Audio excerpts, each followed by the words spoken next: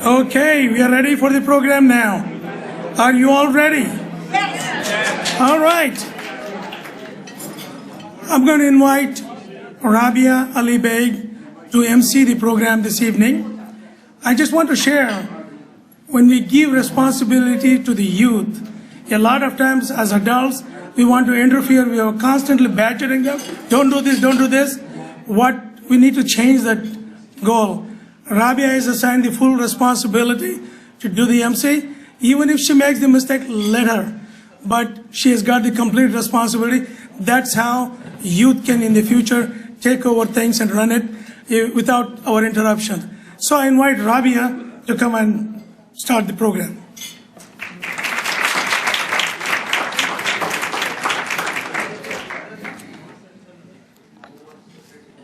I guess I have to do a good job to give the youth a good name now.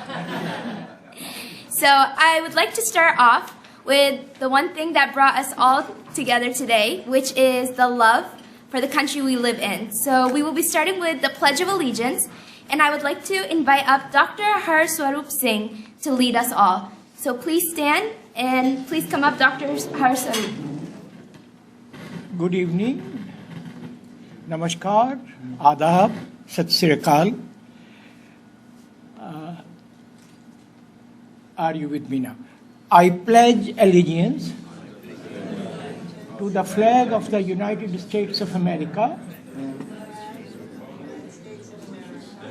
and to the republic for which it stands, one nation under God, indivisible, with liberty and justice for all. Long live the United States of America. Oh, say, can you see by the dawn's early light what so proudly we hailed at the twilight's last gleaming, whose bright stripes and bright stars through the perilous fight o'er the ramparts we watched were so gallantly streaming, and the rocket's red glare, the bombs bursting in air, gave proof through the night that our flag was still there. Oh, say does that star-spangled banner yet wave o'er the land of the free and the home of the brave?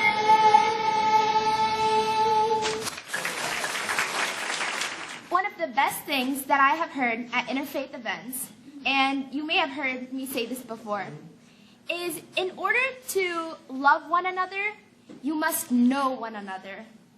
And that doesn't necessarily mean their favorite foods or their favorite drinks or their favorite movie they watch at night. But instead it means knowing their beliefs, their opinions on the world, their dreams, what they want for our nation. That is the type of discussion that will promote love between one another. And when I think of love, I think of children. And that is the most pure and innocent kind of love. I know that a 2-year-old, the one thing, and maybe the only thing a 2-year-old really hates is naps. I believe that hatred is something that we are taught as we grow older and we watch the news and we listen to things. And that hatred, that what we are taught, is something that can be reversed. If we are taught to hate, we can also be taught to love. And it is events like these that we can take our step forward. So, first of all, I'd like to thank all of you for coming, for having that courage to sit with those who have different skin colors than us, those who speak different languages than us, those who sometimes it might be uncomfortable. They believe different things than us. But it is you all who took that step, who came here today, who are willing to make that change. Truly, it is the change in our hearts that can create a change in the nation. a change in the world. So I thank you. Please give yourselves an applause for coming out this evening.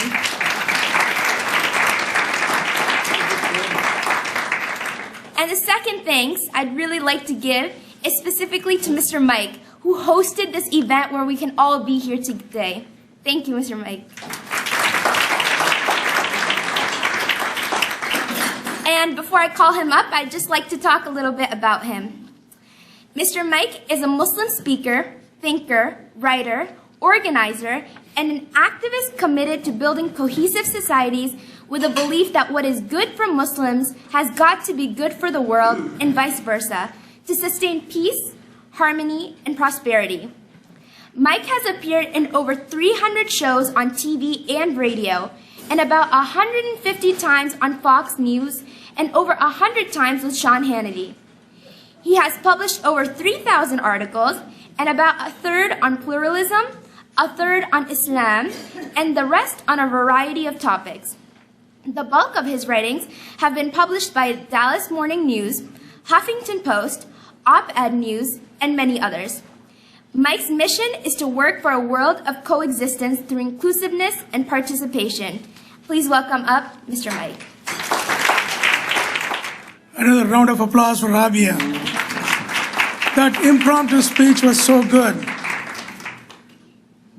I'm going to do, since it's an interfaith event, if you saw the note, we labeled it as a personal dinner for one single reason. We've been hosting this event for the last 18 years. To me, a complete event is when we have people from atheist, Baha'i, Buddhist, Christian, Jain, Jewish, Scientologists, and Sikhs, Zoroastrian, Wicca, Native Americans, LGBT. All America needs to be represented. That's when I call it a Thanksgiving dinner. I am new to the town. I was unable to pull everybody together. So whoever I could pull, we have pulled. So that's the reason we called it a personal dinner. Otherwise, it's a Thanksgiving dinner. Let's assume I'm going to share a story about the current situation. Everybody is apprehensive of what's going on, and that's the right thing to do. God knew about this. When he created the world, I don't know, millions, zillions of years ago, he had planned what is going to happen in the year 2671, and then 571, and year 2016. He knew there's going to be conflicts. So he devised some plans how to change the world. What he did was he called his angels and showed them what 2016 would look like. People are apprehensive. People are afraid of each other. And God says, I don't want this to happen. I created this universe in harmony and balance. And what I see is not balance. There is a social disharmony. You guys, he looks at his special advisors, angels. You guys need to go out and come up with a plan how to deal with this issue in year 2016. So they go to work, put a plan together, and come back to God. And God says, it's not complete, you need to complete it back. You're just talking about Christians, Muslims, and Hindus. We need everybody, atheists included in this. So they decide to go back and they bring the report. God stamps, done, approved. It is one of I'm going to share one of those hundreds of things that they recommended how to create a better society. This one is greeting. Greeting is the most beautiful thing. It is in every religion. When you walk into a neighborhood, let's say all white neighborhood, all black neighborhood, or any Vietnamese, Indian neighborhood, you're sort of apprehensive. You're the only one of your kind in that neighborhood. That apprehension makes you walk cautiously, or you're ready to run if you hear something. In that moment, if somebody says hi to you, all of a sudden you relax. There is a relief for you. And this is the formula. God said to break the ice between strangers, to take out the conflicts, to take out the apprehension. This is a good icebreaker. And the greetings. And then it includes three major components. One is acknowledging the stranger, like saying hi. Second is inviting them or blessing them with peace. Third is asking them to be a part of your friendship. So those are the three elements. So let's see how they are embedded in different faiths. In Hinduism, for example, when you say namaste, the larger meaning, not the smaller meaning, larger meaning of is, let the good in you connect with the good in me. So you're creating a goodness right off the bat. In Abrahamic tradition, the actual word peace is used. Shalom, salam, peace to you. Simply meaning, may you be blessed with peace. May you be showered in peace. May you be drenched and soaked in peace. That's what we are saying when we say shalom, salam, or peace, or namaste. Then, when you are at peace, when you are wishing each other peace, you come together, and whatever you talk, act, think, and plan is got to be peaceful. We are different people, but yet we can create peace. So this is one formula God approved for every religion.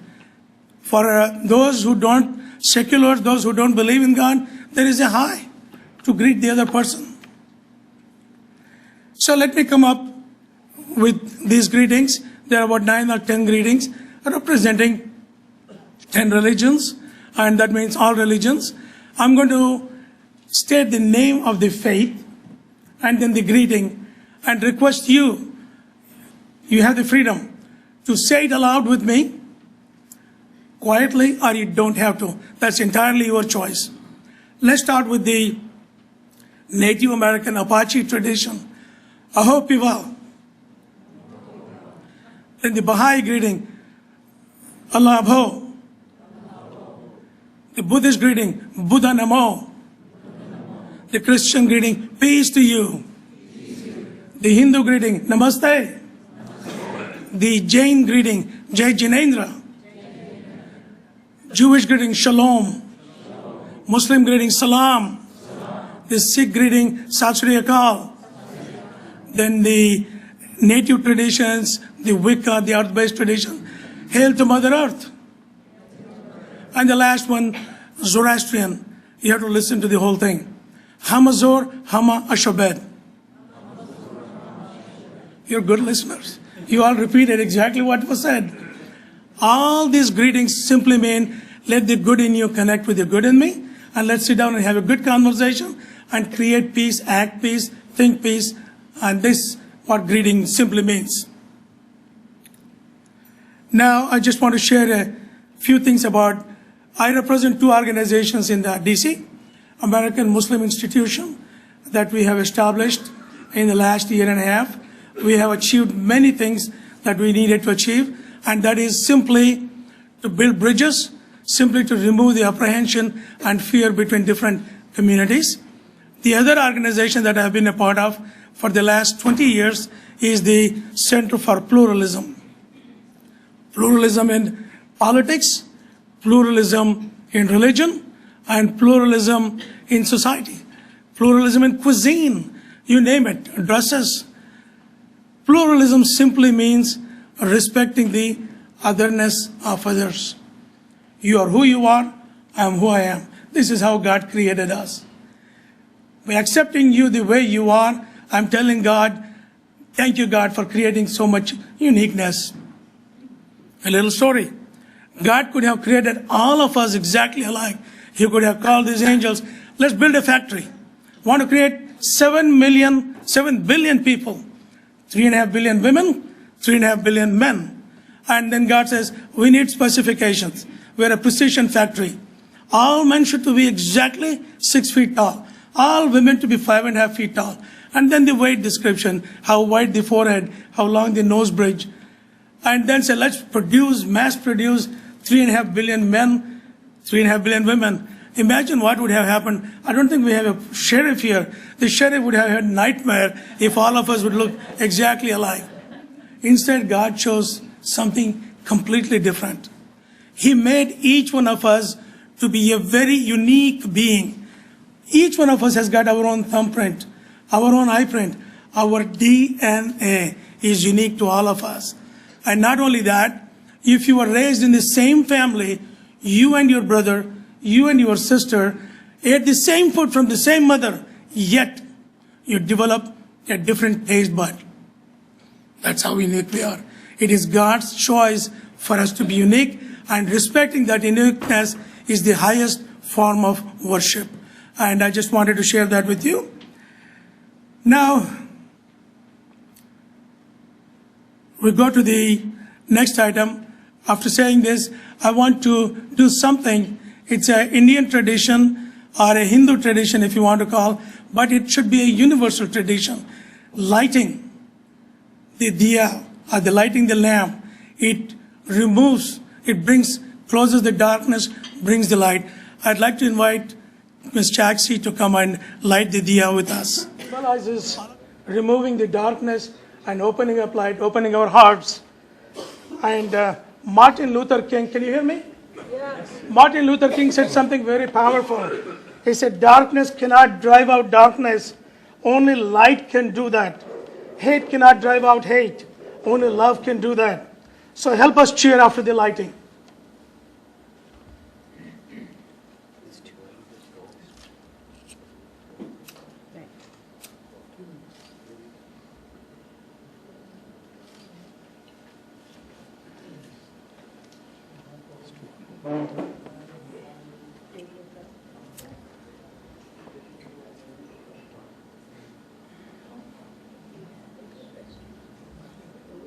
Okay.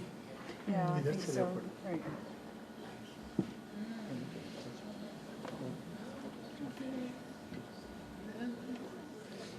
That should be good enough. That should be good enough. Yeah.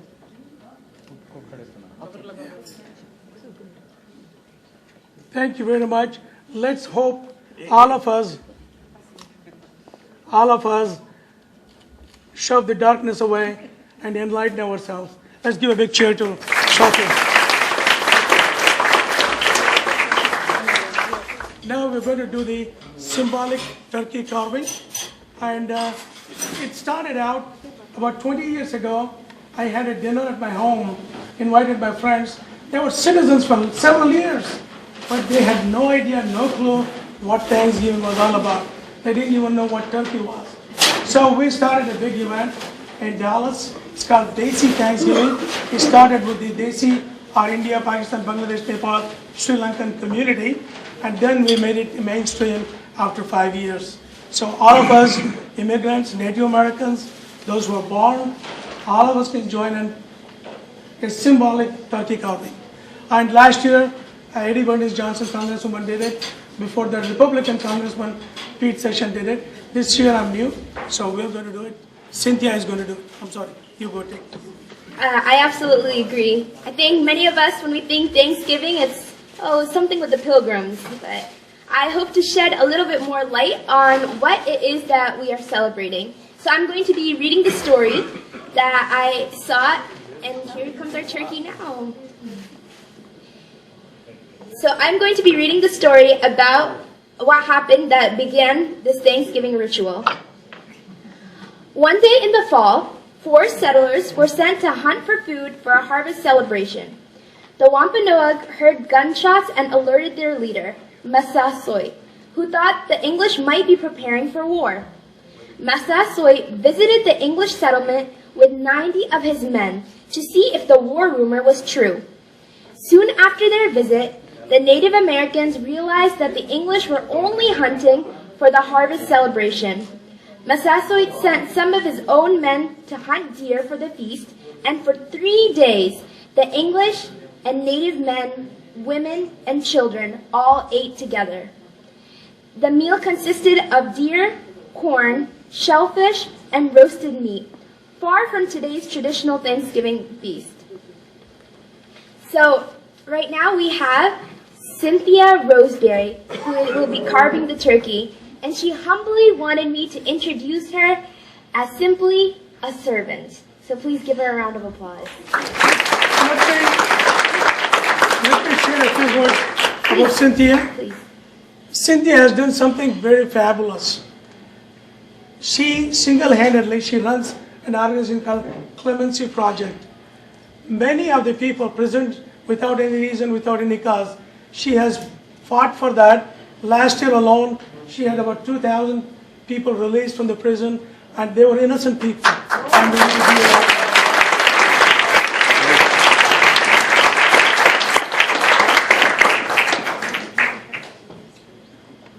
It is symbolic. You don't have to copy the whole thing.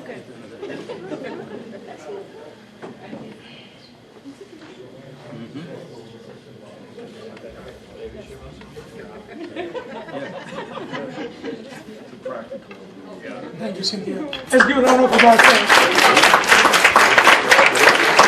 And this stuff is going back to the kitchen.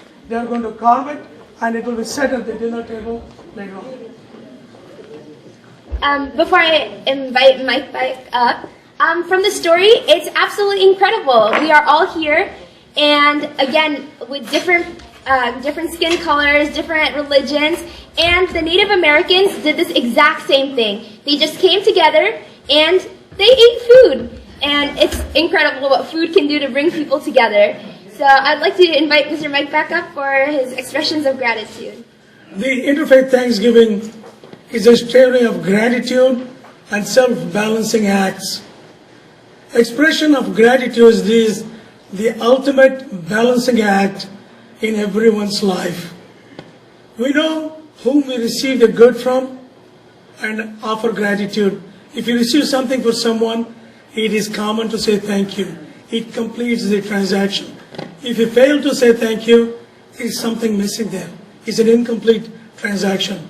Even the receiver and the giver both feel complete when the thank you is expressed. I'm pleased to share my personal story about Thanksgiving. This is on Sunday mornings. My father would make me sit at the door. I was about 13 or 14, and it is very unfortunate. There are so many poor people, lepers, people handicapped. They walk through the door from 10 to 1 o'clock. It was a long line of people, and my father would give me food, clothing, money, whatever we had, to give it out to each one. There was one gentleman, his name was Appaya. He would come every Sunday. I watched him for 2 years. I didn't understand. As a youth, 14-year-old or 13-year-old, to me life is about getting married, having children, having a job, having a home. These were the common ambitions of a youth. So when Appaya comes, let me describe him. He had no arms, completely no arms, no legs, just a torso. Back in India at that time, the car tires had a rubber inside that stayed inside the tire. And he cut that tire and tied on his back, 4 bags. And the way he walks in the street, right now people have vehicles and others. They didn't have anything. He would crawl on his back, home to home, home to home. I could not resist one day.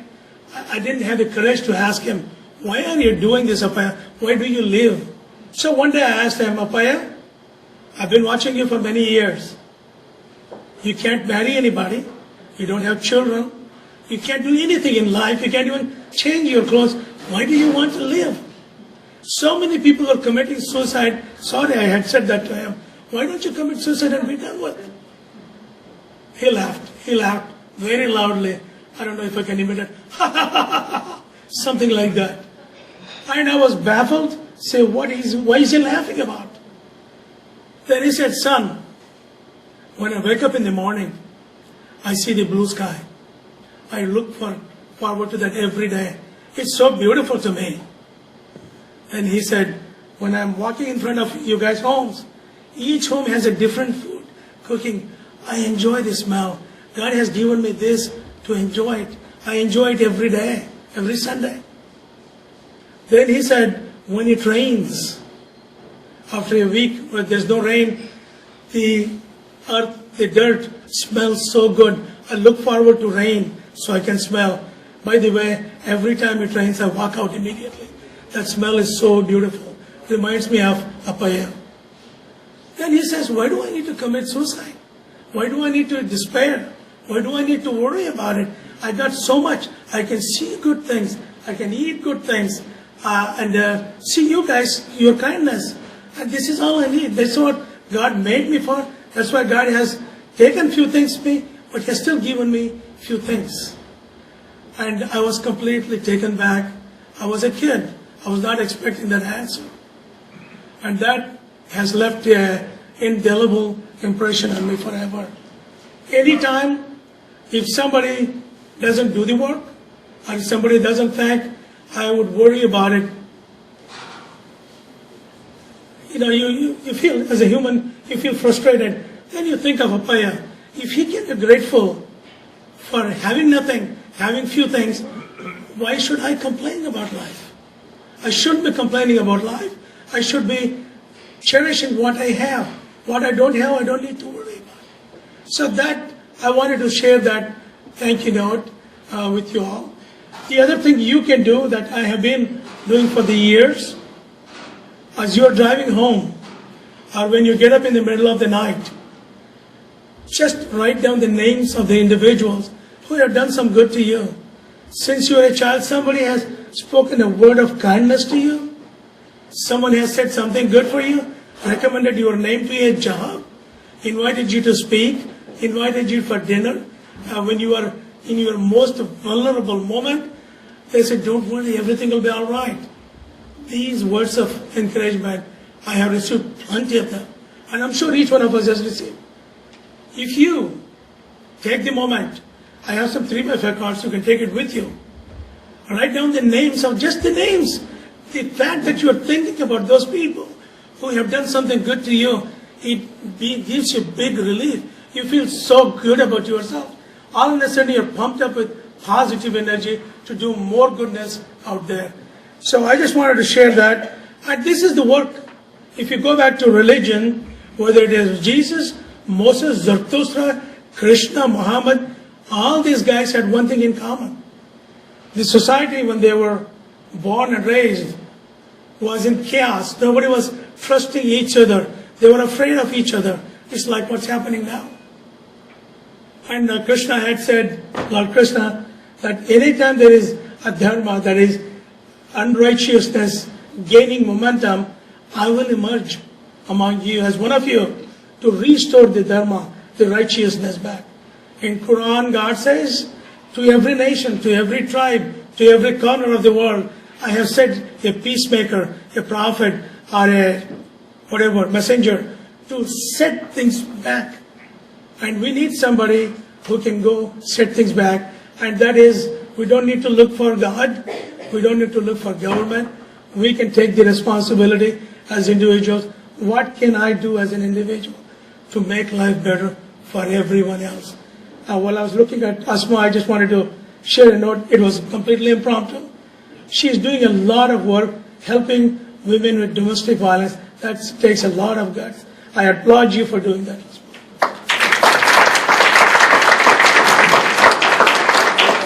If I see somebody else, I may say some story, but I'm not going to look at anybody. Life is a self-balancing act. Everything we do, there is a positive energy, negative energy. If you say something bad to your child, bad to your spouse, bad to your friend, don't think it's going to go away someplace. Something is depleting in you. When you say good, it restores the goodness. It's a daily act. If you see somebody on the street fall, you go, you help them. The whole day you're smiling. Those opportunities are there every moment of the day. We need to do what makes us happy, what creates a better world. This is what the message of Thanksgiving I wanted to share. I hope you do at least think of the people that have helped you come a long way and write their names. If you get the chance, call them and say, hey, you did something to me, you said something. I feel good about it. I want to thank you. Thank you very much. Thank you so much. That was very inspirational, the story of Peya. I definitely kind of was looking at my life, and I know that this morning I was really, really angry because my shoes were too tight. And you know, I'm thinking now, these really are first world problems. And we're just so blessed to have everything. And when Sir Mike was talking about being thankful for those, I think one thing we tend to do is look over the people who are most in our life. Because I can definitely say my family is one of the most frustrating people sometimes, but I also can say they are the ones that I am most thankful for. And so when we make our lists of the people we are thankful for, let's not forget the people who we see every single day. And let's not forget to appreciate them in person. We kind of say it in our head, we kind of assume, but I think there's a lot of happiness that can be built in just our home if we appreciate and we, say them out loud. And so I hope that's a little bit of a message for you to take home.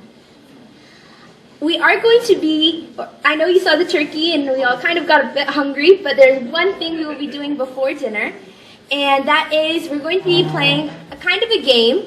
And Mr. Mike says he has had a bunch of success doing this in the past. So I would like to invite up 24 volunteers for this game, and I will explain it once we have our 24 people. So we are going to be making teams of 2. So if there's 2 people who want to come up together, I'll wait for 24 volunteers to come up to the stage. Let me share an example of what happened. About 10 years ago, we had a similar experiment, and you will get randomly, we pick a little note that will be given to you. They are from atheist to Zoroastrianism. We don't know what you get. Whatever it is given randomly. For the next 10 to 15 minutes, you will act as if you're a Zoroastrian, Hindu, or a Muslim, or a Christian. A verse will be given to each one of you, and the team will read the verse, and Rabia will call randomly to one team at a time and ask them to read the verse that was given and explain what they understood. This is the way to understand other people. A lot of us hear things about other religions. We don't really read it. Until we read it, we don't know the truth. Finding the truth is your own responsibility, and it is very liberating.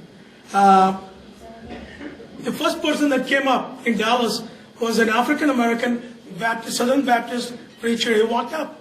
I want to be in the program. And we got, the first thing we pulled was for atheism. He took it and he hesitated.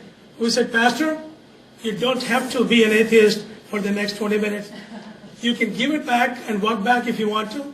That's entirely your choice. He said, no, I want to be.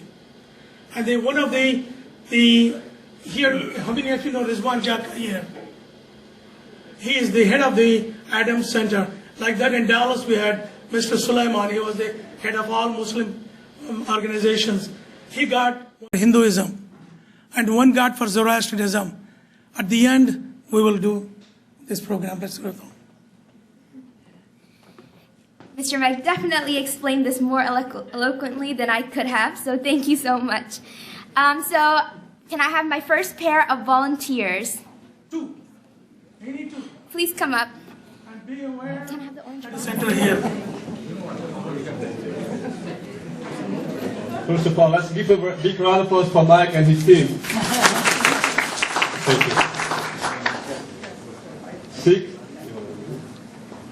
She has better English than me. My English is horrible.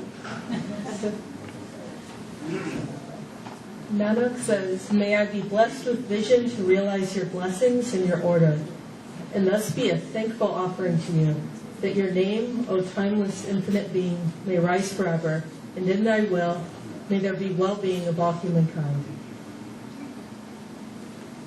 Here's my interpretation. You don't have to be really agree with me, but here's my interpretation. My interpretation is God created us from man and woman, from different tribes and countries, from different background and race, in order to do just for one reason, in order to get to know each other. Now imagine if every single one of us, we all look the same, and every single one of us is just like having the license with the numbers. This life maybe just get boring, you know.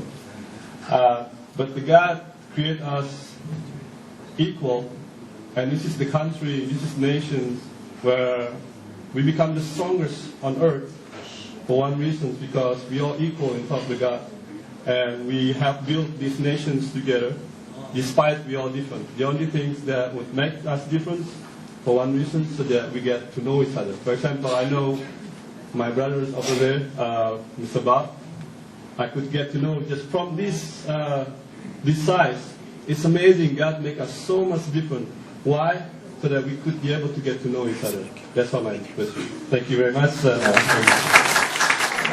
She's in charge. She will call the names on random basis. Okay. Come to the center. Come to the center. So this is from the Christian faith. Can you go in the front, please, for this sound? Do we not all have one Father? Has not one God created us? Why do we deal treacherously against each other, against his brothers, so as to profane the covenant of our fathers? Malachi 2:10. The way that this verse is saying is that God has created all of us. We are one family. And in a family, why we fight with each other? We should see everybody, each other. Other is other. Other is not other, but is a divine brother. That will solve many of the problems. But on the funny side, I look at whatever in the family, when you have a larger family, many brothers, they fight with each other, you know. There are some fights, but ultimately they love each other. That is the family. If all the brothers, they don't have agreement all the time, there will be disagreement among brothers. But we have to work it out with love and affection. That is what it is. This is a God who made us, who runs our body, who makes blood from the food. That is the God, and we should respect each other. What is your religion? I am Hindu. And you are? I'm Muslim. Okay, thank you very much. Sure, my name is Aparna and I'm a Can Hindu. you little? Okay. Yeah, my name is Aparna and I'm a Hindu. I'm Swati and I'm a Jain. We are going to, this is from the Baha'i religion. Baha'i, inasmuch as this hatred and enmity, this bigotry and intolerance are outcomes of misunderstandings.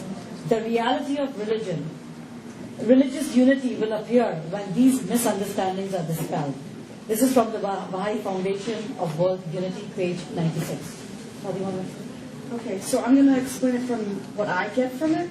And I think it's very simple, that intolerance and bigotry arise from misunderstanding of others. And so the only way we can overcome bigotry and intolerance is to understand one another. Communication. That's what I get from it. Very good. Thank you.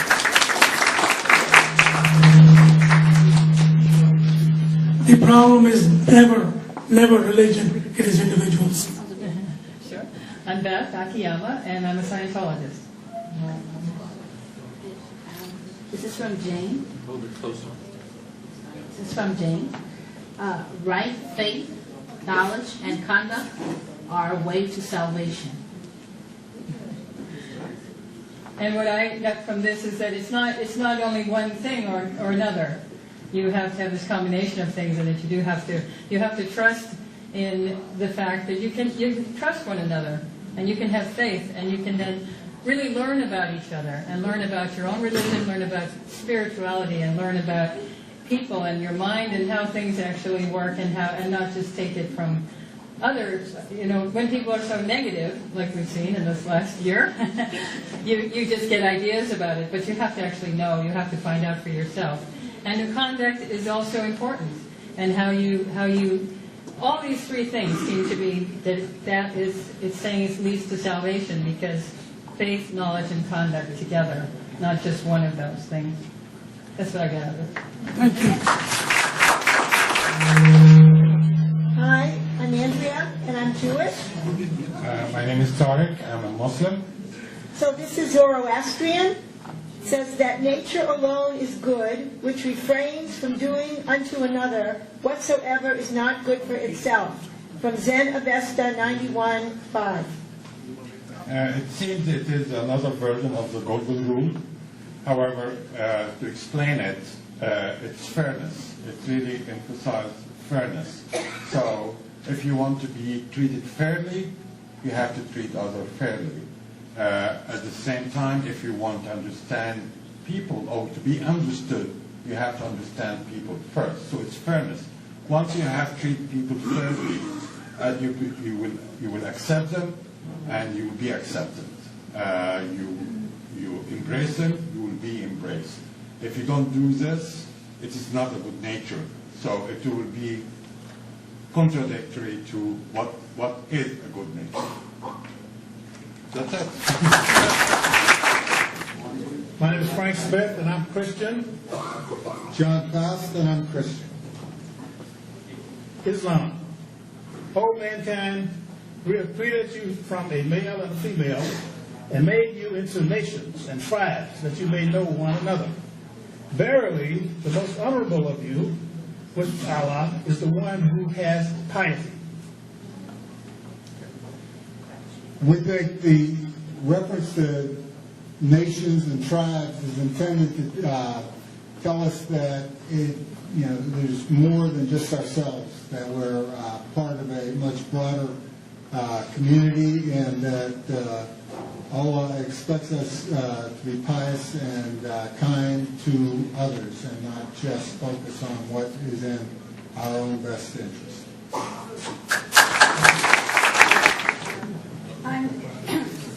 I'm Karina Feinberg, and I'm Jewish. Chuck Feinberg, and I'm Jewish. We go together. And we have from Scientology. The hardest task one can have is to continue to love his fellows despite all reasons he should not. And the true sign of sanity and greatness is to so continue. From L. Ron Hubbard. And I think one of the meanings of this teaching is that loving is difficult, and often we have resistance to loving others. We can come up with all kinds of reasons we should not love others, but according to Mr. Hubbard, the true sign of sanity and greatness is to continue to love even when we have those feelings of resisting to love. Thanks, Reverend.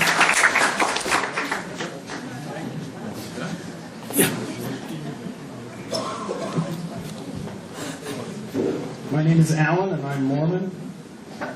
My name is Rashid Hassan. I'm a Muslim. I rather say I'm a person of faith. And right now we are relatives of the Feinbergs because we're both Jewish. So here we go. You shall not hate your kinsman in your heart. Reprove your neighbor, but incur no guilt because of him. You shall not take vengeance or bear a grudge against your kinsfolk. Love your neighbor as yourself. I am Adonai. So I just learned today that Adonai is the name of God. So this is the word of God, and I think it basically talks about that we need to treat our neighbors and our kinsmen in a similar fashion, with kindness and not any hatred. As well as whenever we need to reprove them, we do it in a way that is a positive way to do it. I think as I read this one, there's a sense of unity in faith. There's a similar verse in the Quran where God says, it as al Qurban, meaning that be kind to you, those who are near to you. Now, in a classical understanding, many people will say nearness means your relative or your family. But in today's global village, everybody is near to one another. We live in the world, this planet, very tiny planet. So I think we should consider all of us, the 6 billion people, as our neighbors. And I think we can really take lessons from this, that we should be thinking of all of us as neighbors. Thank you. I'm Fatima Argan, and I'm a secular Muslim. I'm Sami Jadallah. I'm also a secular Muslim. So I have a Hindu saying, the one who loves all intensely begins perceiving in all living beings a part of himself. He becomes a lover of all, a part and parcel of the universal joy.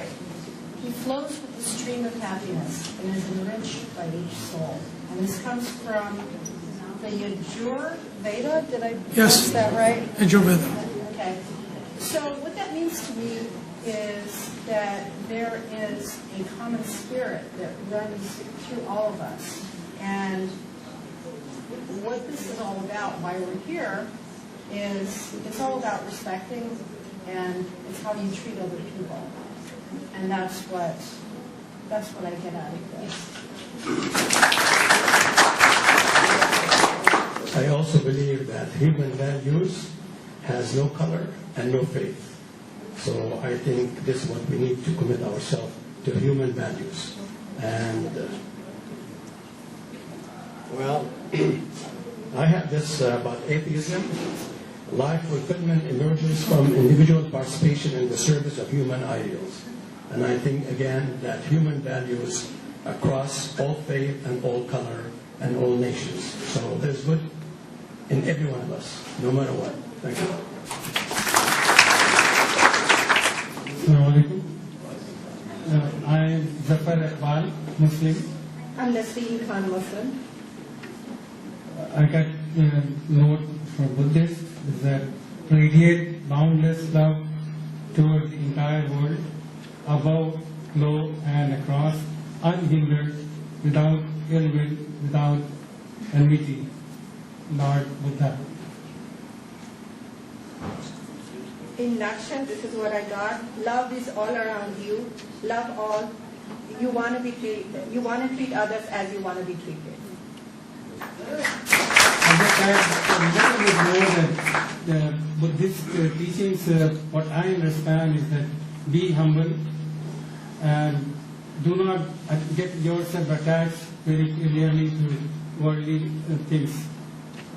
Share your love with everybody.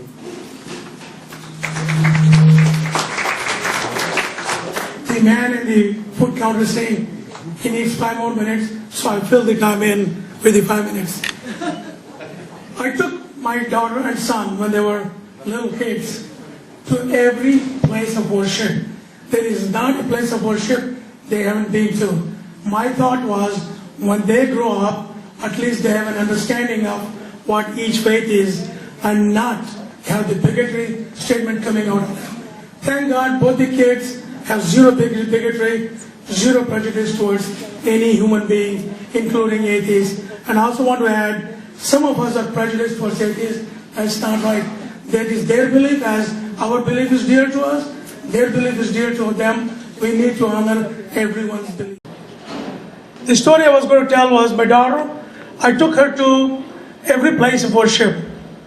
And she would say, Dad, what are they saying?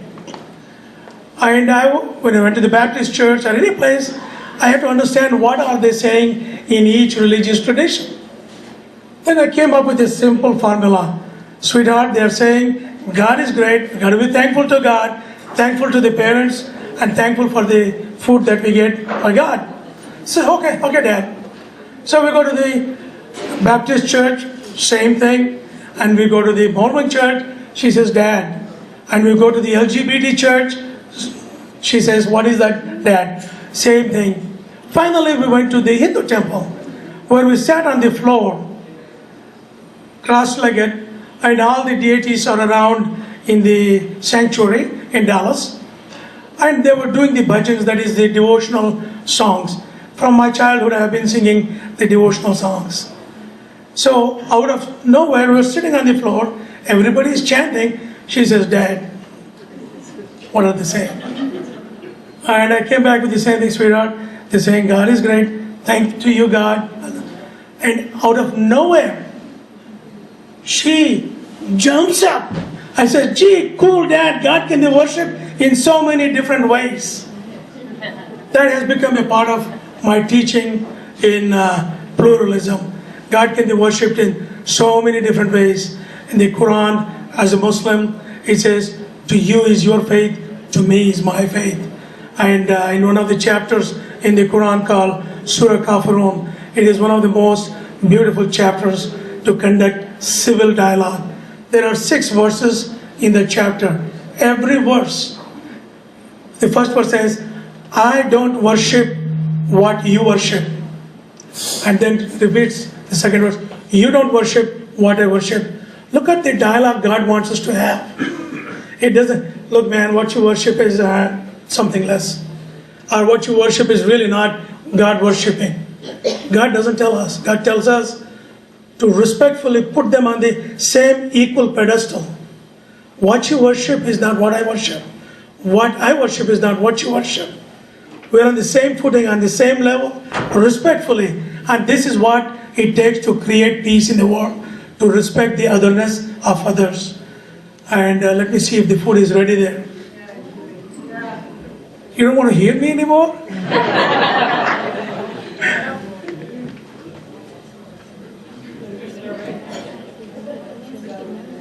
Of course. There is a flyer out there someplace. It has got two logos on it, CPF and AMI. These are the various programs we are doing to change the world. Ask not what the government can do. Ask not what Mr. Trump can do. Let's do it on our own. What can we do to bring about this change? And we have a whole list of programs. Each program will bring a knowledge, understanding, respect for each other. And two programs, day after tomorrow, we got a program on Baha'i faith, understanding what Baha'i faith is at the Church of Scientology building. If you can find out from the website. It is 1 to 3 o'clock in 2 hours intense course. You learn just about everything you want to learn about Baha'i. And that way you can, when you talk about Baha'i faith, you can talk confidently that you know something about it. So if you want to register, there is a 3x5 card. Let me know, you can do that. And among the American Muslim institutions, we got many courses. One of them is a Muslim speaker course. And it is very sad. The evangelical pastors we met, they told us, when Muslims come to our church, synagogue or someplace to speak about religion, all we hear is the rituals, not the values of the religion. And so we are focusing on the values of religion, what Islam, or any religion for that matter, contributes to the goodness of the society. Values like justice, values like being truthful, values like being caring for the neighbors. These are all the values, Islamic values. Somehow we have not emphasized. Now, through AMI, we are going to emphasize those values. So fellow Americans who have different faiths can see that their faith and other faiths are propagating the same values, and that is the goal. So if you want to join part of it, some of you are in the first session. Second session is on December 3, and December 17th, we got the final course where we will train all people. It is not for Muslims alone. It's for everyone. Brother Charles Stevenson took the course, and there were many Christians, and I had a few Hindus registered, took the course. We have to learn about each other so we can demystify the myths about other. If somebody says bad things about Hinduism to me, I'll stand up, because that's wrong. If somebody says bad things about Islam, I'm going to stand up. A rabbi here has stood up for Islamic faith so many times. I appreciate and admire him for that. Is the food ready? Okay. I was just killing the time in between. I hope it was meaningful conversation. And I would request from this table and then this table, those tables to follow and bring your food. And we'll start the program again. Enjoy the food. Thank you very much. Happy Thanksgiving. Okay, we are acknowledging the interfaith and interracial couples. Despite the religious, racial, and cultural differences, they are setting the new standards of civility by showing the world how to live in harmony.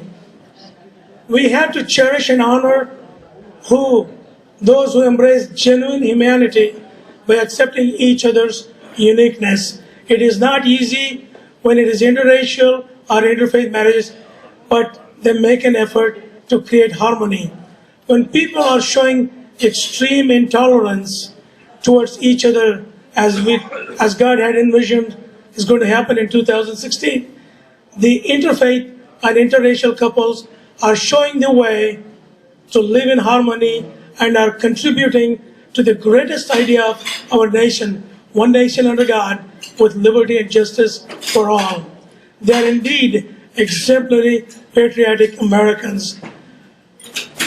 You are who you are in a couple like that. You are who you are, I am who I am. Let's figure out how to live in peace and harmony. God created the whole universe, or those who don't believe in God, the universe was created in perfect balance. When it goes off the balance, it is our responsibility to restore that balance. And these couples are contributing towards restoring harmony and balance. Let's applaud them, and Rabia is going to share.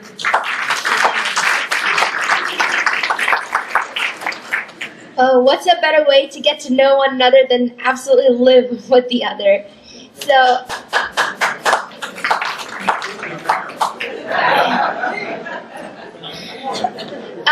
first of all, I want to apologize if I do not pronounce your name correctly. But when I say your name, please stand so everyone can see who you are.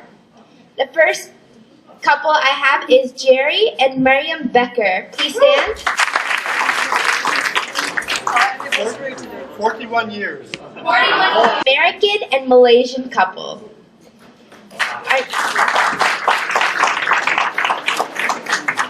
Our second one, please stand. Mr. Tara and Miss Julia Kurnia. They are a Muslim, Indonesian, and American couple.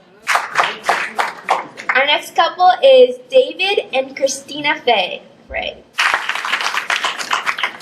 They are a Buddhist couple, and the husband is from the U.S. and the wife is from Mexico. Next, we have Robert and Junaida. They are a Muslim, American, and Malaysian couple. Next, we have Sayed Amr and Sheila Amr. Oh.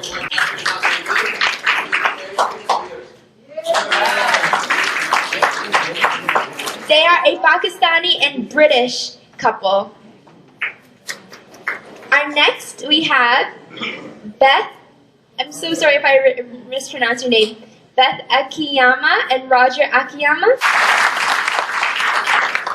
They are a Caucasian American and Japanese American couple who are both Scientologists. I just want to add a Pakistani and Indian couple sitting out there. Nuzera and Zafar, would you stand up? It may be easy for an African American or white couple. It may be easy for a European or Asian to live, but it is not easy for a Pakistani and Indian to live. But they're showing that they can do it. Another Indian and Pakistani couple here. Thank you. I do actually want to say I'm pretty sure all of these couples that have gone through difficulties and have made it through, no matter what their religions are and faiths are. So a round of applause for all of them, those who are and are not interfaith. So before we go on to the awards, I have had a request to give a moment of silence for those who could not be here with us today and who have done a lot of interfaith work. So for the next minute, please let's remember them. I do not have specific names. They're just our general community members. Thank you.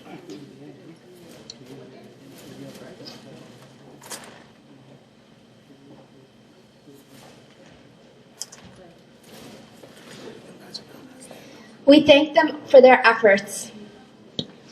We will now go to the award presenting part of our program tonight, and I will be inviting two people, the person who will be awarded the award and the person who will be giving it. So the first person I would like to introduce and call up will be Robert Morrow.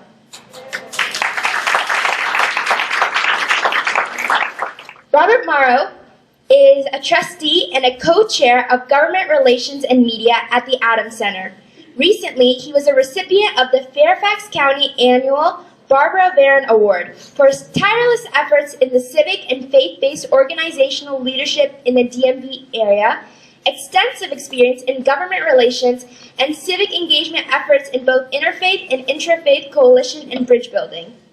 A successful career started several months before finishing his bachelor's degree.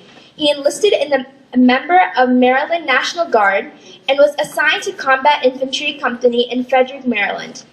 This was at the height of the Vietnam War, and he was sent to Fort Polk, LA, one of several U.S. Army posts specializing in training infantry for the Vietnam War. After training, he returned to Maryland before moving to New Jersey and therefore transferred to a combat engineer battalion of the 50th Armored Division, assigned to the S2 Intelligence Section of the Headquarters Company. He served a total of 6 years in the Army National Guard. Since the Vietnam War began to wind down several years after Bob's enlistment, he was never called to active duty or deployed to that conflict, but was fully trained and prepared to do so if required. He was assigned to the intelligence sections of the headquarters company and then further expanded to foreign services. I would like to invite up John Faust to present his award.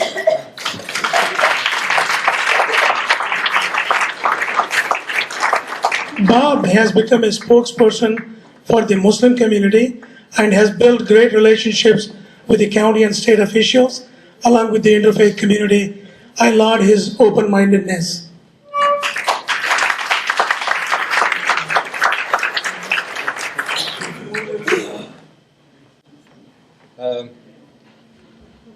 Just hearing what Rabia said reminded me about my military service. But I was thinking back when Mike was talking before about if God had created 3.5 million men, all of the same stamp, all looking alike.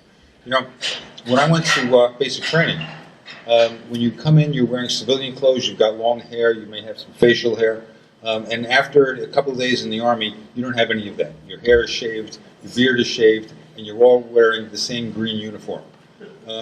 That's probably as close to uniformity, and you cannot recognize anybody else. Pluralism is so much better than that. I can tell you that from experience. Because when you're looking around and you're on an army post with 100,000 people and everybody looks exactly the same, you really value the differences that make us all so much more interesting as individuals, as members of states, nations, tribes, etc. So I think I really learned to appreciate pluralism from the experience of the opposite. But I thank you all very much, and thank you, Mike, for this recognition. Our second awardee is Miss Christina Fay from the New Americans Expo for bringing diverse ethnic communities of the DMV area together. Christina Fay is a photographer, website developer, and e-marketing consultant with a long history of community involvement. In her native Mexico, she founded the Mexican League for Women Empowerment. Her theatrical production, Open Your Door, a play she wrote to raise awareness about domestic violence, has been performed by survivors of domestic violence throughout central Mexico. In 2008, she developed a micro-enterprise project for rural Mexican women, which was awarded top prize for business development by the cosmetic company Avon. In the U.S., she has been active in efforts to pass the DREAM Act in Colorado and Maryland, working with groups such as Colorado Immigrant Rights Coalition and AIM Action in Montgomery County to improve the lives and opportunities of immigrant children. Christina has worked for the Mexican Foreign Service at embassies in London and Costa Rica, organized the Good Neighbors Award Dinner for the Mexican American Chamber of Commerce in Washington, served as manager of Asiatic Solutions. She has a bachelor's degree in international business, holds certificates in marketing, web design, and e-commerce, and is pursuing a master's certificate in photography from Montgomery College. Please welcome Ms. Christina.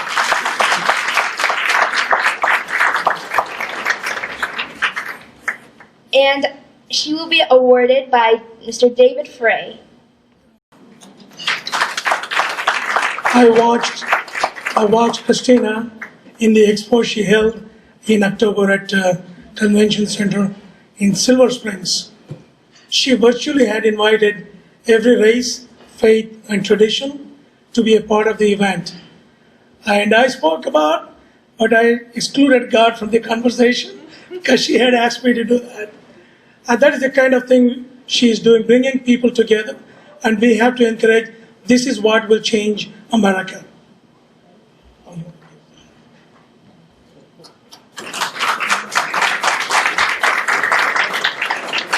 The husband is giving the recognition. That's nice.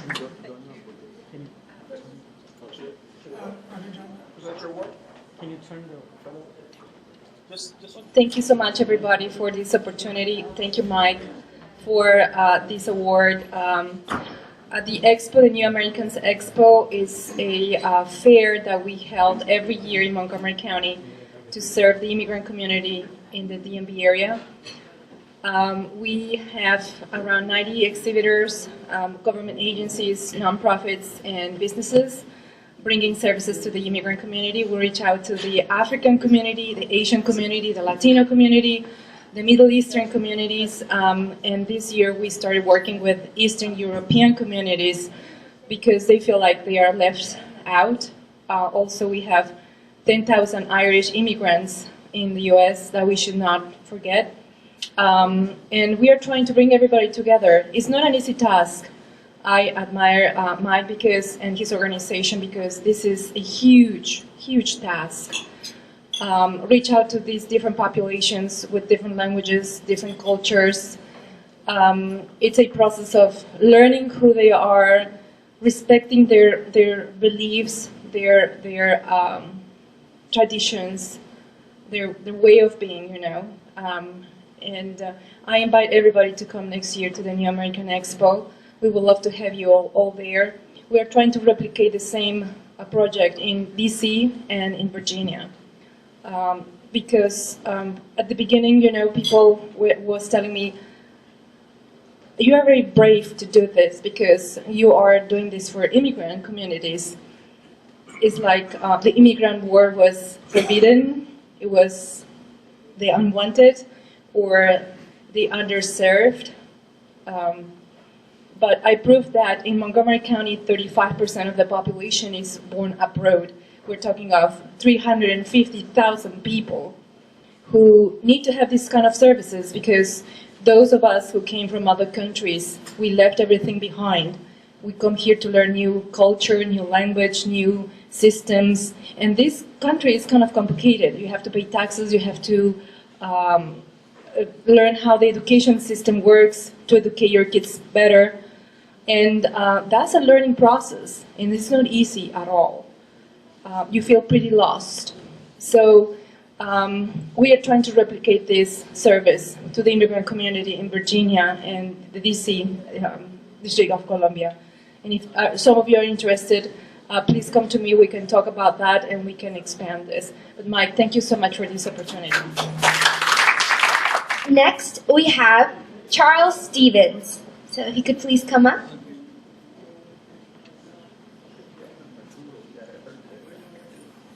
And I would like to invite up Dr. Akil Rahman, who will be presenting his award.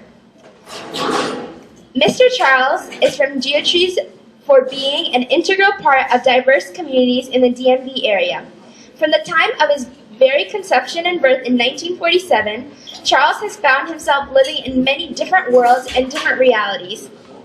He was born into an illustrious family of Maryland engineers going back over 250 years. He spent his childhood in Northern Virginia when it was a solid part of the classic rural American South and where Tom Sawyer, Fern Ervil, and Nathan Bedford Forrest would have been comfortably at home. Then, in 1959, his family moved to Japan, where he spent his entire adolescence living and going to school with people from all over the world, including from behind the Iron Curtain. From the edge of East Asia, he watched as the European empires died, integration struggles began at home, and the Cold War unfolded. In 1966, he came home to counterculture, the Vietnam War, and a nation in upheaval that continues to this day. He now lives in his childhood home of Northern Virginia, now a global crossroads for some of the best people that the world has to offer.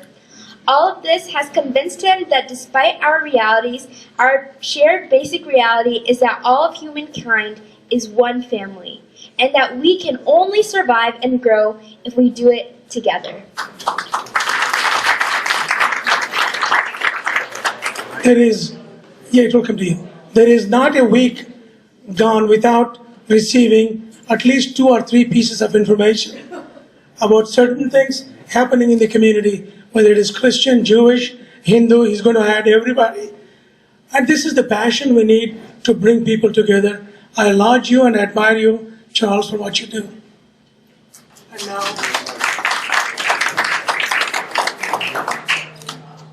thanks, Rabia, Mike. Some of you know I am the chair of American Muslim Institution. Quite a few of our board members are here. And Mike, when we got Mike as executive director of this organization, which is supposed to be a proactive organization for the Muslims in this area and serve all the religions, all the faith, all the ethnicities, we never knew that Mike had so many qualities. Now we are knowing slowly how much he had the depth and what he can do for AMI. So I will encourage you all, when you get the next email from him about any function of AMI, please do come and give us the grace of your presence, and we will really appreciate that. Talking to Charles, he has been an example for everybody in Adam Center. A lot of young kids take Charles as one of their symbols of unity and progress in the Virginia area and of course in the Maryland area. And I wish you all the best. Thank you very much. I'm sorry? Can you take a picture of just the two of them? Sure.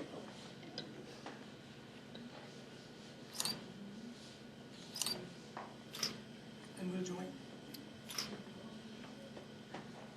You can come to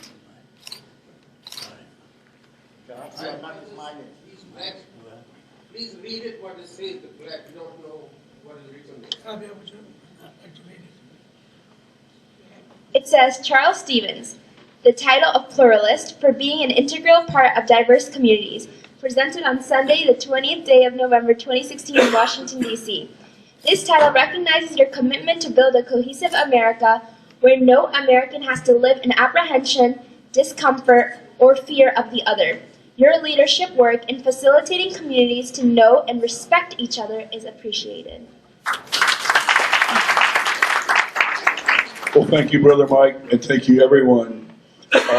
Time is short and my throat is sore, so I will simply say that one of the great honors that I have seen and received this evening is the honor of the company of everybody in this room. Everyone in this room is here because you have already built lives of building bridges and helping to heal the world in ways that were impossible before people from around the world came together in this region. I'm particularly thrilled to see the young people here.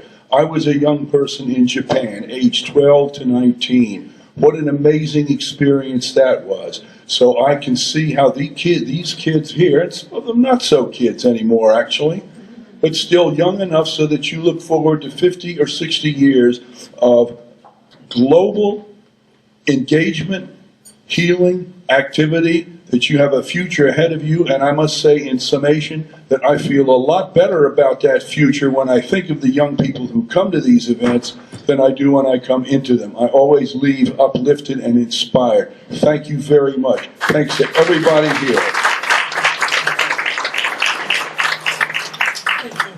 Thank you so much. I do want to say this sentiment is vice versa. At Adams, we had a few events where it was about 6 high schoolers, and Brother Charles was there, and he got us motivated, and he brought so much passion to these events, and it was absolutely incredible, and we thank his presence at all of them. Thank you. Our next awardee I would like to welcome to the stage is Ms. Andrea Barron.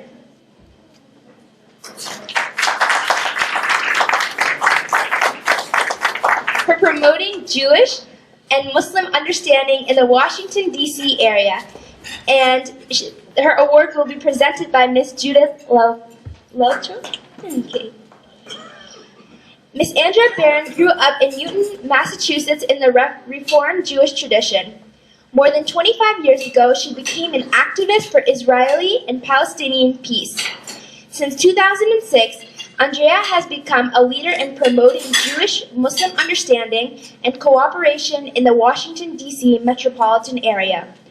For the last 10 years, she has organized an annual Passover Seder hosted by the Adams Center Mosque, the All-Dulles Area Muslim Society in Sterling, Virginia. The Seder has welcomed hundreds of Jews, Muslims, and Christians who engage in open dialogue on current issues such as combating anti-Semitism and Islamophobia, and promoting religious pluralism in America, the Middle East, and South Asia. Andrea has spoken at numerous public events sponsored by the Islamic Society of North America, ISNA, the American Muslim Institution, the Muslim American Citizens Coalition and Public Affairs Council, and the Muslim March Against Terrorism, Hate, and Violence, held by the Islamic Society of Central Florida and the Adams Center opposite the U.S. Capitol. Andrea believes that the results of the recent presidential election challenge us all, Democrats, Republicans, and Independents, to expand our efforts to protect religious freedom, human rights, and civil liberties for everyone, including the many immigrants who hope they too will become Americans. Professionally, Andrea works as an advocate for torture survivors, mostly from Africa, at the Torture Abolition and Survivor Support Coalition in Washington, D.C. Andrea's enthusiasm is infectious. She really believes in the Jewish responsibility of fixing the world and has gone out of the way to build bridges, tikkun olam. I am sure each one of you knows that when you do things like that, what she does, there will be always criticism from a few, from her tribe and from others, and suspect from the other. She bulldozes all that and does what she needs to be done, building cohesive societies. We admire you and we salute you, Andrea, for that.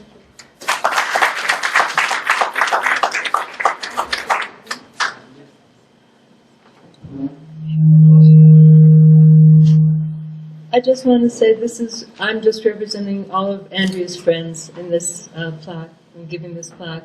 Andrea does all the things that Mike said and even more. She started when she was very young, writing to newspapers. More recently it was the Baltimore Sun. She wrote for the Tunisia Global newspaper. She writes for the Washington Jewish Week. But it's almost in her genes. She's just bringing people together all the time. And this plaque is just to tell her thank you for up to now, and we'll just look at what she does in the future. Thank you.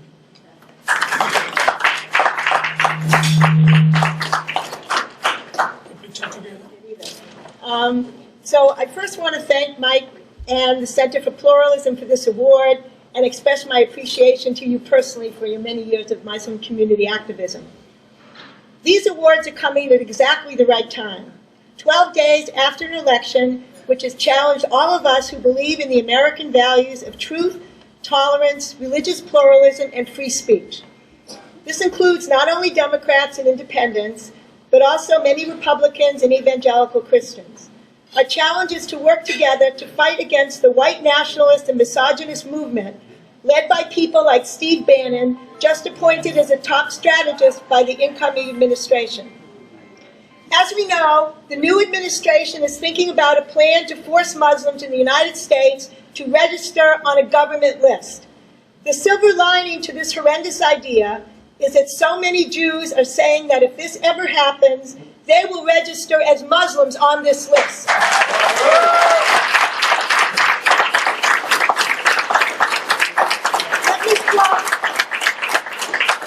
Let me quote Jonathan Greenblatt, head of the Anti-Defamation League, founded over 100 years to fight anti-Semitism and all forms of bigotry. Greenblatt reminded everyone of the Danish king who said during World War II that if the Nazis forced all Danish Jews to wear a gold star, everyone in Denmark would wear this too. The Nazis backed down. Danish Jews never had to wear the infamous gold star. Greenblatt said, and I quote, "I pledge to you right here and now, because I care about the fight against anti-Semitism, that if one day in these United States, if one day Muslim Americans will be forced to register their identities, that is the day that this proud Jew will register as a Muslim."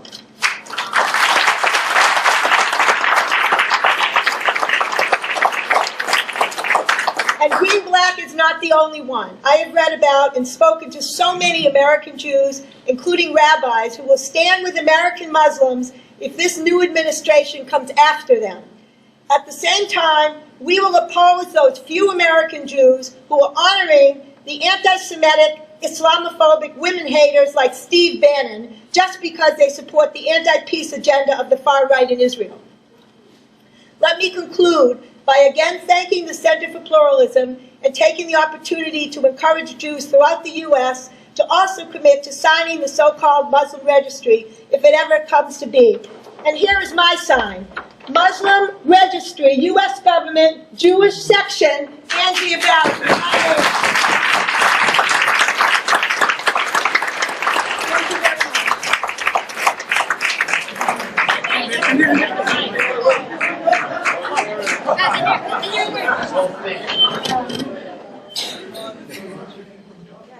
I guess I should have myself.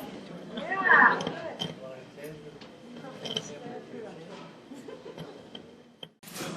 Just for your information, Walid Faris, he is the Trump's foreign policy advisor.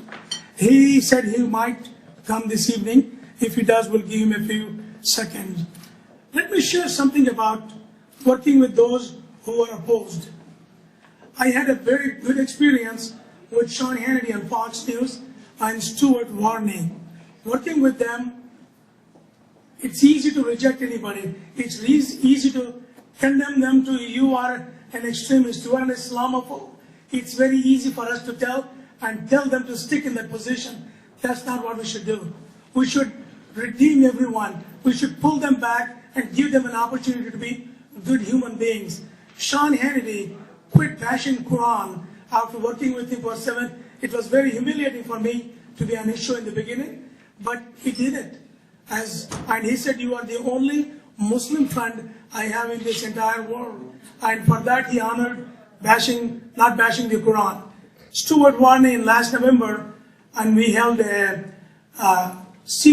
rally against ISIS at the Lincoln Memorial. And he said, because of you guys and AMI's work, I'm not going to use the phrase radical Muslims anymore, and he hasn't. So we cannot write people off. We have to work with them. And God willing, I want to work with Trump's administration. If you work with people, there is a small chance that you can change.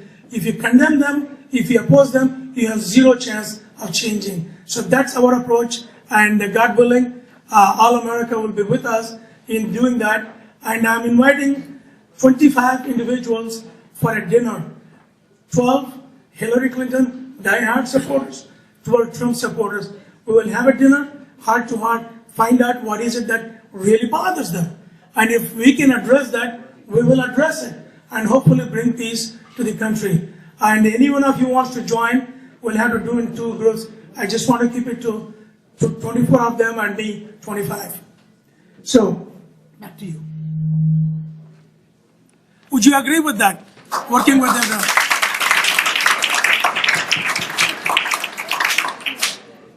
Thank you so much. You made this night so inspirational.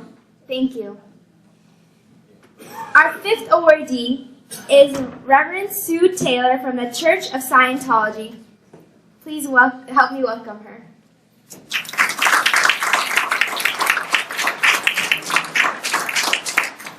And presenting this award will be Beth Akiyama.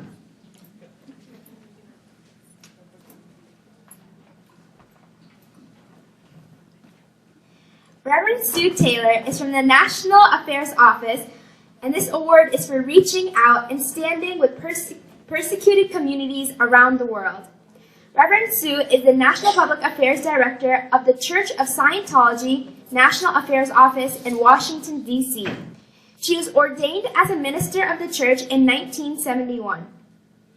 In 1976, she moved from L.A., California to Washington, D.C., where she took a position in public affairs for the church. Since that time, she has worked on many of the church's outreach programs, but her main passion remains international religious freedom. At present, she's on the steering committee of the International Religious Freedom Roundtable, working closely with other faiths not only here in the U.S., but around the world who are being abused by governments, government individuals, and by intolerant people. Reverend Taylor has seen firsthand over the last 30 years and knows that the importance of religious freedom is rarely understood by governments, that the freedom to believe and to practice one's belief is vital to every society, and that this freedom is encapsulated in the First Amendment of the U.S. Constitution. And with religious freedom comes freedom of assembly, freedom of speech, freedom to create, and this freedom lays the groundwork for peace. She knows that pluralism brings challenges to society, but it also brings great joy, adventure, and a deep understanding on a social levels, and even more importantly, it brings great joy and understanding on a spiritual level. And through her Scientology work, through her Scientology faith, she continues to work with others. It is my pleasure to give her this award. Sue, people are so wrapped up in defending their own that they cannot see beyond. And I have been watching you for over a year now with admiration for defending the rights of others. It doesn't matter who they are. If their rights are violated, you are there for them. Whether it is Muslims, Hindus, Jews, or anyone, you are there. We admire that. And friends, I need to make a special comment about Church of Scientology. Many people have grossly misunderstood the Church of Scientology, just as they have misunderstood Islam. You have to learn about them before you have your bias against anybody. It is freeing. You free yourselves when you don't have any prejudice towards any human being. I urge you to read and learn about Church of Scientology. That is if you have bias. If you don't, well and good.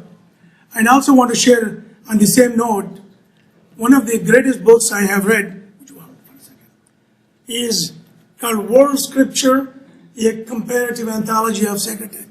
In this book, written by Reverend Sun Meng Moon, I'm a big fan of him.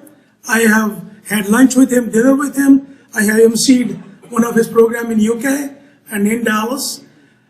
And they have never, ever said the things that people tell them about. They're good people. The unification is church. And I work with them regularly. And this book is an amazing book. In this, you talk about pluralism, you talk about coexistence, you talk about getting along together. He has quoted every holy book you can see from Quran, Bible, Bhagavad Gita, Avesta, Torah. Any book is quoted in this. I would urge you, those who are interfaith, to read this.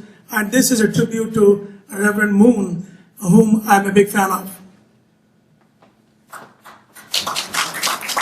And Reverend Moon, a lot of things were said about him. None of them are true. I have witnessed firsthand. I have known them for the last 12 years. Now I will present the trophy to Sue.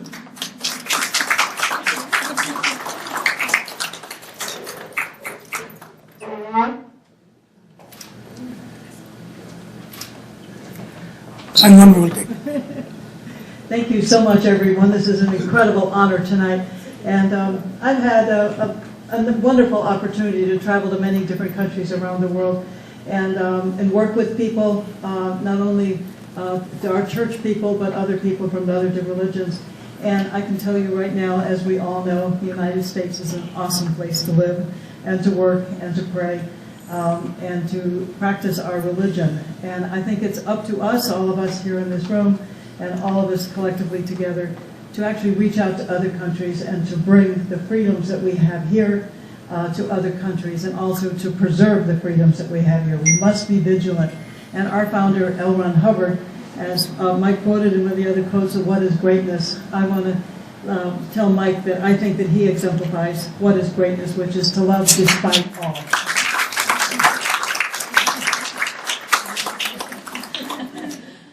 Well, I would just add another quote from our founder, Ron Hubbard, that a being is only as valuable as he can serve others. And I think that Sue Taylor exemplifies that. And so I'm really proud of her getting this award. I've been here for a year, almost 16 months. There is a program called Understanding Religion, all the beautiful religions. Every religion is beautiful. Individuals are bad, not the religion. And I was trying to do a program that we've done we have done in downloads for many times, many sequences. And that included atheism, paganism, Wicca, and other tradition. Nobody wanted to touch the program. Nobody wanted even to remotely consider teaching about atheism. And she was the first one, when I presented the program, we're going to teach about every American tradition. We are Americans, Americans first, and we have to care about fellow Americans.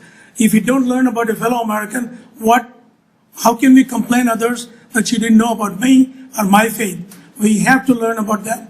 And she agreed to host the event. We got 13 events, 13 months, 13 middle of the month, and they're all on the website, centerforpluralism.com, at the workshop.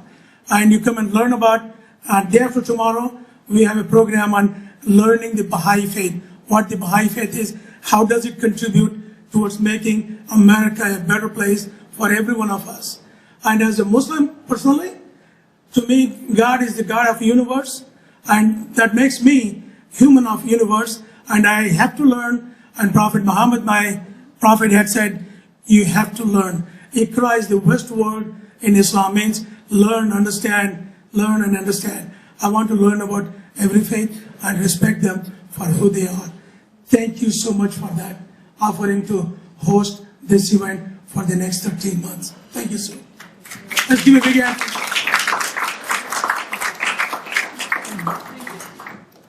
Now we are coming towards the end of the program.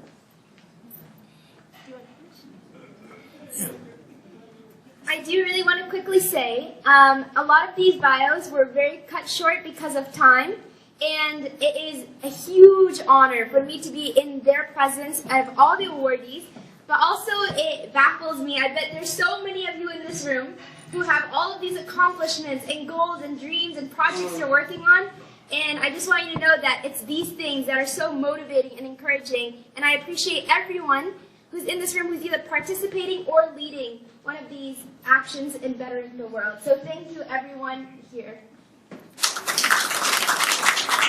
And I want you to give a round of applause for Rabia. I asked her, when we were pulling the scriptures from all the different religions, and she volunteered, I was taken back for a second. But she did it. She pulled all the verses from different faith traditions, and for that I honor and admire her. Let's give a round of applause. Next year, we got one item when we're done. Next year, God willing, we will have 500 people to this event. And if you stand up in the middle, is there an atheist here? Is there a Jew here? Is there a Zoroastrian here? Is there a Native American here? You will find them all. Every representation of America will be at this event next year, God willing. And you are welcome to support, sponsor, and fund it, and appreciate it.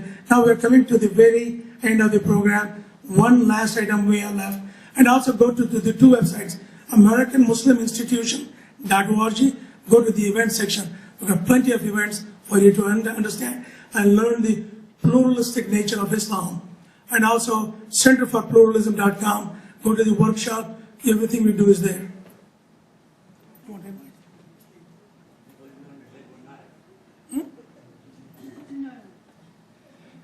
I apologize for going over. We are just wrapping up, and we have the perfect way to end this great evening. And I would like to invite up Rabbi Charles Feinberg.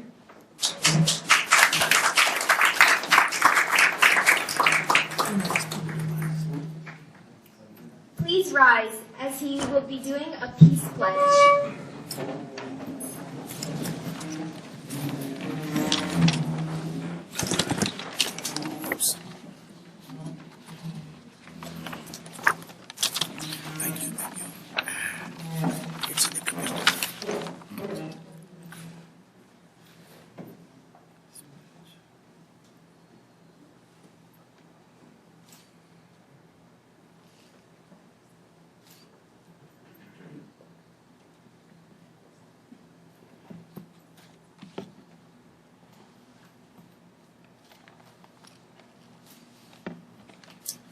The Peace Pledge. I will speak up when there is injustice. Please repeat after. I will speak up when truth is not spoken. I will do my best to make my words and my actions mitigate conflicts. I will do my best to make my words and my actions mitigate conflict. I will do my best to do my share in nurturing goodwill for the benefit of all. I will do my best to do my share in nurturing goodwill for the benefit of all. I will do my share of peace work without looking for others to do their share. I will do my share of peace work without looking for others to do their share. I will do my best to respect the God-given uniqueness of each individual. I will do my best to respect the God-given uniqueness of each individual. I will do my best to live and let others live their way. Do my best. I will do my best to nurture goodwill in everything I do. Do my best to nurture goodwill in everything I do. Blessed are the peacemakers, and now I pronounce you to be the peacemakers. Your role is to mitigate conflicts and nurture goodwill, and let us say, Amen. Amen. Simplify the whole thing we're working for, which is peace and tolerance among all people in the universe. Thank you. My name is Frank Smith, and I'm the founding director of the African American Civil War Museum in Washington, D.C. I want to thank Mike for inviting me tonight to the Center for Pluralism, and I want him to know that his work in this area is very important, because the more we know about each other, the better we get along. And when I say about each other, I'm talking about religions and nations and people too. And the way we do that is one person at a time. He makes his business to get all these different religions and all these different people in the room, makes us talk to each other, eat together, and have a good time. And that's the way we move the world forward, with good people, with good ideas, and wonderful opportunities like this. So thank you again, Mike. Hi everybody, I want to congratulate the Center for Pluralism for this great event. We have had a lot of fun, great food, a lot of great company, people from all over the world, different religions, great company. I hope you can, I can be invited next year and we can make this group grow and take the classes. All the programs that they have are amazing. We have to keep doing this kind of work right now because we need to understand other religions, the people who live around us. We have to understand our neighbors, and that's what this is about. Thank you so much, Mike, and the Center for Pluralism. My name is Sami Jadallah, and this is my first time to attend the Dr. Ghosh Center for Pluralism. And I think that Dr. Ghosh and his center lives the true spirit of Islam. Thank you very much. It was a real honor to be included in tonight's event. I am so impressed by Mike and everything he's doing with the Center for Pluralism. And I am very, very honored to be in the midst of such a wonderful group of people committed to the interfaith activities and committed to bring our community together and make us a very enlightened and wonderful place to live. So thank you to everyone who had anything to do with putting together tonight's event. Thank you. Charles Stevenson, and I want to thank Mike and his people for doing an incredible job, and hopefully between now and a year from now, people around the country and people around the world will see that this is more the real face of America than you're going to get from the elected establishment these days, in an America of inclusion and unity. Thank you, Brother Mike.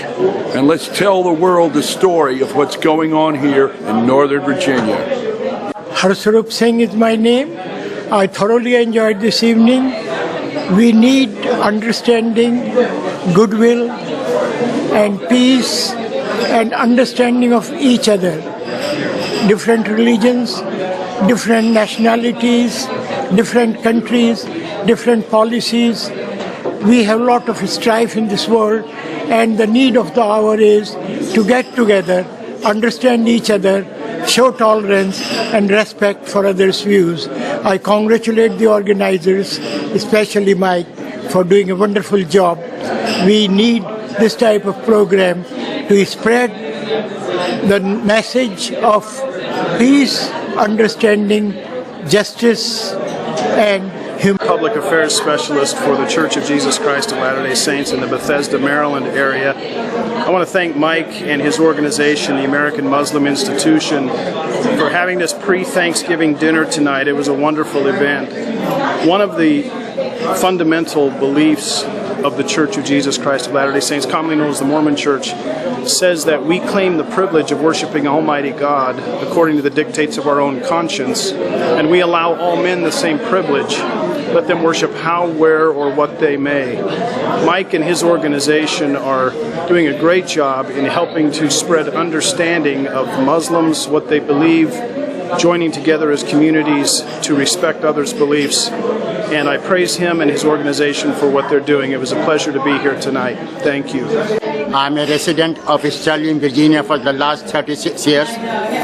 I know Mike Ghouse when he moved from the Dallas, Texas to Virginia, and I can pretty sure from Baltimore to the Richmond, Mike Ghouse has placed himself in a very prominent position and working towards the interfaith that all people, regardless of their religion or faith or culture, we should welcome them, and particularly in our DC metro area. And whatever has happened in our election on November 8th, Mike, along with us, all our friends, we will continue to do the good work towards the faith and culture. Thank you. Hi, I'm Rashid Hassan. I'm an entrepreneur and businessman. I was really delighted to be in this session. This is such a wonderful gathering of people of all faith to come together and to really share their common heritage as human beings, as people of faith and people of goodness, that we in this country have to work together to continue to foster closeness for all of our citizens. Thank you. Towards a better America. Bismillahirrahmanirrahim. It was good to be here, and as we in Islamic Sufi tradition understand that al-khalqu ya lillah, and here I found that children of God from various religious traditions gathered here. It was a sort of family reunion that brother Mr. Mike Ghouse has organized. I congratulate him for this very good effort. Thank you. Hi, my name is Andrea Barron, and I'm from Washington Area Jews for Jewish-Muslim Understanding. This is a great event put on tonight by the Center for Pluralism, Mike Ghouse, with people from all different religious traditions, Jewish, Muslim, Buddhist, and I just want to say that one of the reasons I'm here tonight is because I want to tell everybody that the Jewish community has come out very, very strongly against this idea of a registry for Muslims in the United States. And Jews all over the United States, also from mainstream Jewish organizations, liberal Jews, conservative Jews, we all oppose the idea of a Muslim registry. And so I just wrote this sign tonight where I put my name as the first name on the Jewish section of this so-called Muslim registry if this incoming administration ever dares to register Muslims. We want them to know that Jews are behind them all the way. Thank you. Yeah, use that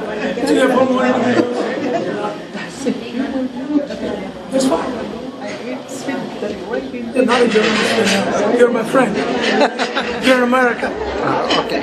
Your name, and in 1 minute, how this event contributes towards a better America. My name is Ali Imran, and I appreciate Mike Ghouse's efforts toward interfaith harmony and creating understanding and fostering understanding between different faiths and citizens of the United States and toward a peaceful world.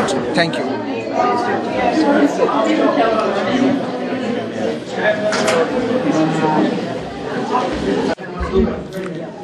Hello, my name is Rafiuddin Ahmed.